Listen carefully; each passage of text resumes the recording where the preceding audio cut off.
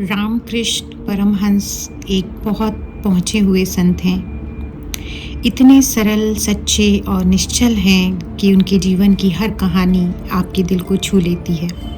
बात उन दिनों की है जब स्वामी रामकृष्ण परमहंस का आश्रम एक नदी के किनारे बसा हुआ था। एक दिन सुबह सुबह वे हमेशा की तरह आश्रम के बाहर बैठे बैठे अपने शिष्यों से कुछ बातें कर रहे थे। तभी वहाँ पे एक सन्यासी आया। वो सन्यासी भी उसी गांव का रहने वाला था और अपनी विद्याओं और अपनी सिद्धियों के लिए उसे बहुत घमंड था। हमेशा वो रामकृष्ण के विरोध में खड़ा रहता था और सबसे महत्वपूर्ण बात यह थी कि वो पिछले कई वर्षों से पानी पर चलने की कला सीखने में लगा हुआ था, पर आज उसने वो सफलता पा ली थी और वो पानी पे चलने की जो सिद्धि है उसे हासिल कर चुका था। बस इसी खुशी में वो रामकृष्ण के पास आया, उन्हें नीचा दिखाने के लिए। पूरी तैयारी से वो उस जगह पर आया जहाँ वो अपने शिष्यों के साथ बैठे थे और आते ही उसने बड़ी अकड़ भरी आवाज़ में रामकृष्ण को संबोधित किया और पूछा कि आप इतने बड़े ज्ञानी हैं, इतनी बड़ी बड़ी बातें करते हैं, इतने सारे शिष्य हैं आपके, इतना बड़ा आश्रम आप चलाते हैं, पर क्या आप पानी पर चलना जानते हैं? मैं जानता हूँ। तो रामकृष्ण ने उसकी सारी बातें सुनी और बड़ी ही सीधी भाषा में कहा कि नहीं मेरे भाई, मैं पानी पे चलना नहीं जानता, परंतु पानी पे चलने न जानने की वजह से मेरा कोई भी काम अटक नहीं जाता।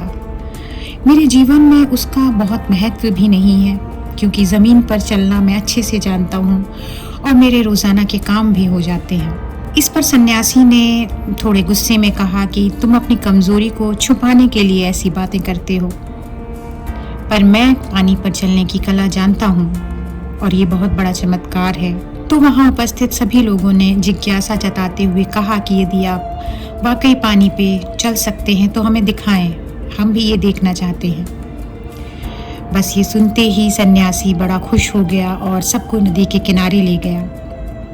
वहाँ जाकर वे वाकई नदी पे चलकर एक किनारे से दूसरे किनारे तक गए और वापस लौट कर भी आए। सबने बड़े आश्चर्य से उन्हें देखा, पर इन सब के विपरीत रामकृष्ण ने मुस्कुराते हुए उनकी आंखों में झांका, न कोई तारीफ की और न कोई वाहवाही की, बस खड़े खड़े मुस्कुराते रहे। उस सन्यासी ने रामकृष्ण से इस मुस्कुराहट का कारण जानने की कोशिश की, तो रामकृष्ण ने उन्हें कोई उत्तर नहीं दिया। वो बस नदी के किनारे पर गए और नाविक से कहा कि भाई, मुझे नदी पार करा दोगे और घुमाकर वापस मुझे यहाँ ले आओगे? तो नाविक ने कहा कि जी, ये तो मेरा काम है, आप बैठे, मैं अभी आपको नाव से नदी पार करा देता हूँ। तो वह रामकृष्ण को नाव पे बिठा करके दूसरे किनारे तक ले गया और वापस ले आया। सारे लोग, सारे शिष्यगण रामकृष्ण की इस हरकत से चौंक गए, परंतु जब रामकृष्ण वापस नाव से उतरे और नाव वाले से पूछा कि मैं कितने पैसे दूं तुम्हें इस नदी को पार करने के लिए, नाविक ने कहा 2 पैसे। रामकृष्ण ने उसे 2 पैसे दे दिए और फिर पलटकर उन्होंने सन्यासी के कंधे पर हाथ रखते हुए कहा कि मित्र, यह बताओ, ये पानी पे चलने की जो कला तुमने दिखाई, ये सीखने में तुम्हें कितने साल लग गए? वो सन्यासी बोले, लगभग 20 साल। कठिन तपस्या, कठिन दिनचर्या करते हुए लगभग 20 साल के बाद मुझे ये सिद्धि मिली है। यह सुनकर रामकृष्ण ने कहा, इस अनमोल जीवन के बेशकीमती 20 साल तुमने अथक प्रयास से ये कला सीखने में व्यर्थ कर दिए, जिसकी कीमत 2 पैसे की है। उस पल सन्यासी निःशब्द हो गए। भीतर उनके बहुत शोर था, क्योंकि उनके जो घमंड था उसको चोट लग गई थी। वो सिर्फ खामोश खड़े रहे। रामकृष्ण ने बताया कि मानव जीवन ईश्वर की कृपा और उसका प्रेम प्राप्त करने के लिए है। अगर सिद्धियां प्राप्त करने में आप इसे लगा दोगे तो आत्मा के उस परम लक्ष्य से आप वंचित रह जाओगे। लोग अक्सर किसी विशेष सिद्धि के लिए प्रयास करते हैं और उसको फिर चमत्कार के रूप में लोगों के सामने दिखाते हैं।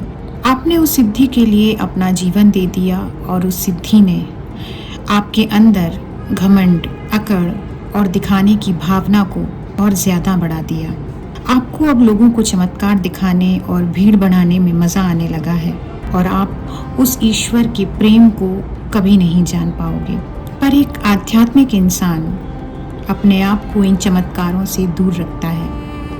ये बात अलग है कि उसकी मौजूदगी में कई सारे चमत्कार अपने आप होते हैं और वो सभी चमत्कार किसी का हित करने के लिए होते हैं, ना कि अपना घमंड और अकड़ दिखाने के लिए।